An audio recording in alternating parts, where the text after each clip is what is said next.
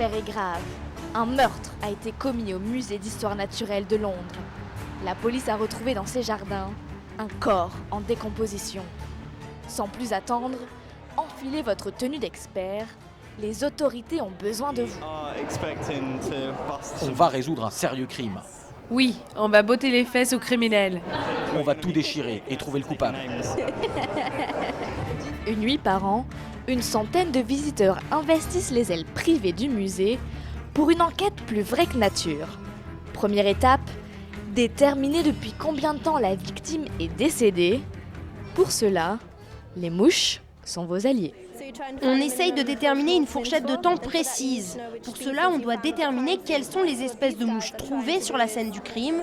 C'est important, car cela apportera des informations sur les circonstances du crime, comme la saison, voire le mois du meurtre. Des techniques que ces scientifiques utilisent dans la vraie vie pour aider la police à résoudre de vraies enquêtes.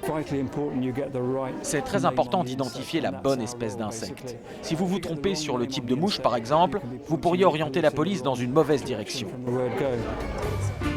Deuxième étape, identifier formellement la victime grâce à son squelette.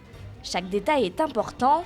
Cette scientifique explique comment l'analyse des os permet de connaître le sexe, la taille, l'âge, mais aussi l'état de santé du défunt. Dernière étape, identifier le coupable.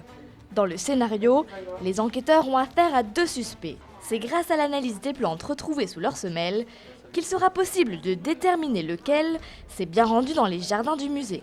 Pour ces jeunes femmes, l'analyse est encore un peu hasardeuse.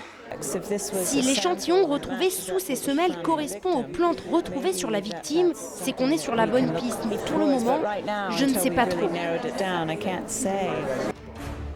Nos apprentis enquêteurs assisteront au procès de l'affaire devant de vrais juges professionnels qui se prennent au jeu ce soir-là. Tour à tour, les scientifiques argumentent et présentent leurs preuves, mais le verdict n'a pas été donné. C'est au public de jouer les jurés.